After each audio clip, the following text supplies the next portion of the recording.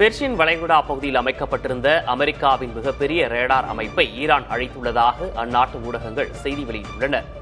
இஸ்லாமிய புரட்சிகர காவல்படையின் பொது தொடர்பு அலுவலகத்தை மேற்கோள் காட்டி இந்த தகவல் வெளியிடப்பட்டுள்ளது. AN/FPS 132 என்ற ரேடார் அமைப்பு நவீன வான் பாதுகாப்பு அமைப்புகளுக்கு முக்கியமானதாகும். இது ஏவுகணை மற்றும் வான் அச்சுறுத்தல்களை முன்கூட்டியே கண்டறிந்து கண்காணித்து தடுக்க உதவும் திறன் கொண்டது. இந்த அமைப்பு 2013ஆம் ஆண்டு அமெரிக்காவால் நிறுவப்பட்டதாக கூறப்படுகிறது.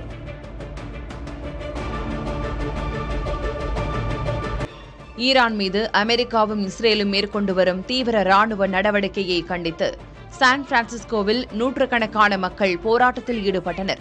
தங்கள் குடும்பத்தினர் குண்டுவீச்சுகளுக்கு நடுவில் சிக்கியுள்ளதாகவும் இந்த போர் சர்வதேச சட்டங்களுக்கு எதிரானது என்றும் போராட்டக்காரர்களில் சிலர் கவலை தெரிவித்தனர். போருக்கும் இனப்படுகொலைக்கும் தங்களின் வரிப்பணம் பயன்படுத்தப்படுவதை ஏற்க முடியாது என போராட்டக்காரர்கள் தெரிவித்தனர்.